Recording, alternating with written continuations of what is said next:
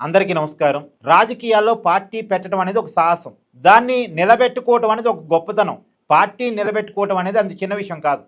పరిస్థితులు కలిసి రావాలి. పరిస్థితులు కలిసి రాకపోతే ఆ పార్టీ పెట్టిన వ్యక్తికి ఎంత ఇమేజ్ ఉన్నా సరే ఫలితాలు అనుకూలంగా రావు. ఇప్పుడు తమిళనాడు రాజకీయాల్లో కొత్త రాజకీయ పార్టీ పెట్టుకున్న స్టార్ హీరో విజయ్ పరిస్థితి ఏంటి? ఈ వీడియోలో మాట్లాడుకునే ప్రయత్నం చేద్దాం. నిజానికి విజయ్ పార్టీ పెట్టడం అనేది ఒక సాహసం. ఎందుకంటే తన కళ్ళ ముందు చాలా ఫెయిల్యూర్స్ ఉన్నాయి. మామూలుగా తమిళ రాజకీయాల్లో సినిమా వాళ్ళ ప్రభావం చాలా గట్టిగానే ఉంటుంది. క్లిక్ అయిన వాళ్ళు ఉన్నారు, కింద పడిపోయిన వాళ్ళు ఉన్నారు. ఇప్పుడు ఎంజి రామచంద్రన్, కరుణానిధి, జయలలిత వీళ్ళు సినిమా రంగం నుంచే వచ్చారు. రాజకీయాల్లో చక్రం తిప్పారు, తమకంటే ఒక ముద్ర వేసుకున్నారు. కానీ తర్వాత కాలంలో పార్టీ పెట్టిన అనేక మంది ఫెయిల్యూర్ కూడా అయ్యారు. విజయకాంత్ డిఎండికే పార్టీ పెట్టాడు, కిక్ కాలేపోయాడు. డిఎంకే పార్టీకి తోక పార్టీగా డిఎండికే పార్టీ మారిపోయింది. అలాగే కమల్ హాసన్ పార్టీ పెట్టాడు, పోయినసారి ఎన్నికల్లో పోటీ చేశాడు, కానీ స్వయంగా ఓడిపోయాడు. కమల్ హాసన్ ఎంత పెద్ద హీరో అండి, కానీ ఎమ్మెల్యేగా కూడా గెలవలేకపోయాడు. చివరికి ఆ పార్టీ ఎన్నికల్లో పోటీ కూడా చేయట్లే, ఇప్పుడు ఎన్నికల్లో పోటీ చేయట్లే. కాకపోతే డిఎంకేతో పొత్తులో భాగంగా కమల్ హాసన్కు ఒక రాజ్యసభ సీట్ ఇచ్చాడు. కమల్ హాసన్ ఒక రాజ్యసభ సభ్యుడికి కాగలిగాడు. ఆ రాజ్యసభ సభ్యుడి కావడం కోసం పార్టీ పెట్టుకోవాల్సిన అవసరం లేదు. కమల్ హాసన్ ఉన్న ఇమేజ్కి డిఎంకేని అడిగితే ఏ రోజో ఒక రాజ్యసభ సీట్ ఇచ్చేవాళ్ళు, అయిపోయేది. కానీ పార్టీ పెట్టుకొని పతనమయ్యాడు కమల్ హాసన్, పార్టీ క్లిక్ కాలే.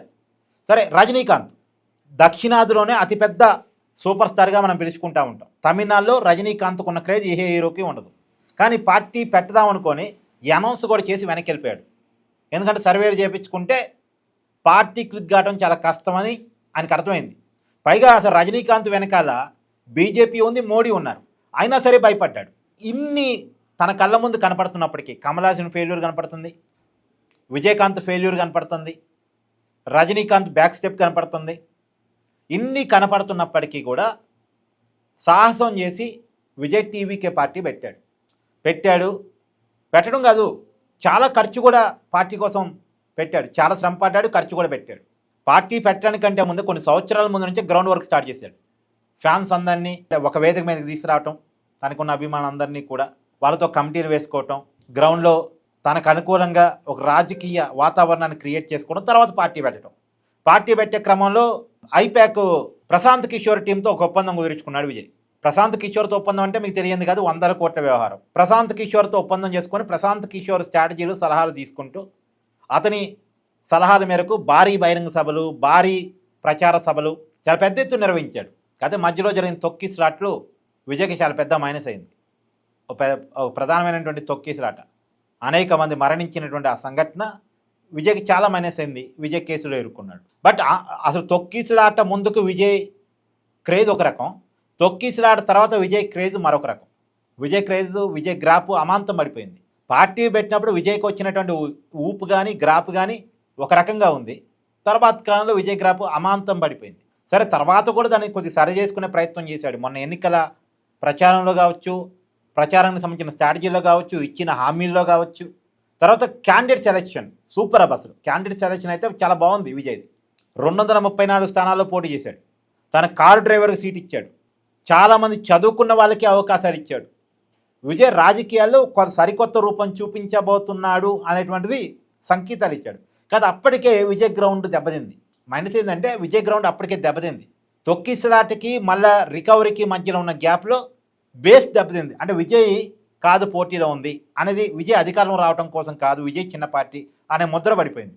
ఎప్పుడైతే అధికారం వచ్చేంత పరిస్థితి లేదనుకున్నారో ఓటేసే చాలామంది కూడా ఓటేరండి. అధికారంకి వస్తారనుకుంటే వచ్చేటువంటి ఊపు వేరు, అధికారం రాదు అనుకుంటే వచ్చే ఊపు వేరు. మీరు అనుకోవచ్చు విజయ్ సభలకు భారీగా జనం వచ్చారు కదా అంటే, జనం వస్తారు. సినిమా హీరో ఎవరు వచ్చినా జనం వస్తారు. అందులో విజయ్ పెద్ద స్టార్ హీరో. జనం వస్తారు, విజయ్ సభలకు జనం రావటం కాదు, ఆ జనం ఓట్ బ్యాంక్గా మారటం అనేది ముఖ్యం. అది ఎప్పుడు మారింది? విజయ్ ముఖ్యమంత్రి కాబోతున్నాడు, విజయ్ డిఎంకేని ఓడించగలిగే పరిస్థితిలో ఉన్నాడు అన్నప్పుడు వస్తుంది. లేదు, అలా పరిస్థితి అలా లేదు, విజయ్ ఎక్కువ ఓటేస్తే మళ్ళీ అన్నాడీఎంకే అధికారంలోకి వస్తా అనుకున్నప్పుడు మళ్ళీ డిఎంకేకి ఓట్లు మారుతాయి. అంటే సహజంగా డిఎంకే ఓట్లు, విజయ్ ఓట్లు కొన్ని కామన్ ఓట్ బ్యాంక్ ఉంది. ఆ కామన్ ఓట్ బ్యాంకు ఎవరు అధికారంలోకి వస్తే అనేది, అంటే విజయ్ అధికారం రాగలడా లేదు కాబట్టి డిఎంకేకి వేద్దాం, అనవసరంగా ఓట్లు మళ్ళీ విజయ్ కొన్నేసి డిఎంకే కొన్నేస్తే మధ్యలో అన్నాడీఎంకే బీజేపీ కూటమి లాభపడిద్దేమో అనేటువంటి ఆలోచన అక్కడ తమిళ ప్రజలు ఉంటారు. తమిళ ప్రజలు ఏంటంటే ద్రవిడ సిద్ధాంతం, లోకల్ భాష ఫీలింగు, అక్కడ దళిత మూమెంట్స్ ఇవన్నీ చాలా ఉన్నాయి. చాలా క్యాలిక్యులేషన్స్ ఉన్నాయి. సో వీటన్నిటి ఫలితంగా విజయ్కి చాలా మైనస్లు అయినాయి. అందులో మధ్యలో వచ్చినటువంటి త్రిషా వివాదం ఒకటి, వాళ్ళు భార్య చేసినటువంటి ఆరోపణలు, సరే అది పెద్ద ప్రభావం చూపించిందని అనుకోను, కానీ ఒకదానికి ఒకటి కలిసి వచ్చినాయి. మొత్తానికి చాలా ఖర్చు పెట్టాడు, చాలా శ్రమపడ్డాడు, చాలా ప్రయత్నం చేశాడు, బట్ వర్కౌట్ కాలే. ఒక 15-14% ఓట్ బ్యాంక్ రావచ్చు, ఒక 10 సీట్లు రావచ్చు, లేదు బాగా ప్రభావం చూపితే ఇంకొక 4-5 సీట్లు ఎక్కువ రావచ్చు. అంతకుమించి ఏమీ లేదు. అంతకుమించి అంటే కింగ్ కావటమో కింగ్ మేకర్ కావటమో ఏమీ లేదు. కానీ పార్టీ నిలబడింది, ఓట్ బ్యాంక్ వచ్చింది, సీట్లు వచ్చాయి. దాన్ని లాంగ్ రన్లో నిలుపుకోగలిగితే అన్నాడీఎంకే స్పేస్ని ఆక్యుపై చేయొచ్చు. ఎందుకంటే అన్నాడీఎంకేలో లీడర్ లేడు, జైలర్ తర్వాత ఆ పార్టీకి లీడర్ లేడు, పళనిస్వామి స్టేట్ వైడ్ లీడర్ కాదు. కాబట్టి నిలబడగలిగితే లైఫ్ ఉండొచ్చు. కానీ ఎన్నాళ్ళు నిలబడతాడు, కరెక్ట్గా నిలబడగలడా చూడాలి. కానీ ఇప్పటికైతే ఈ ఎన్నికల్లో విజయ్ అనుకున్న స్థాయి మార్కులు కొట్టలేకపోయాడు, బోల్తా పడ్డాడని క్లియర్గా చెప్పచ్చు. సో విజయ్ రాజకీయ ప్రస్థానం మీద మీ అభిప్రాయాన్ని కామెంట్ రూపంలో తెలియజేయండి. Thank you.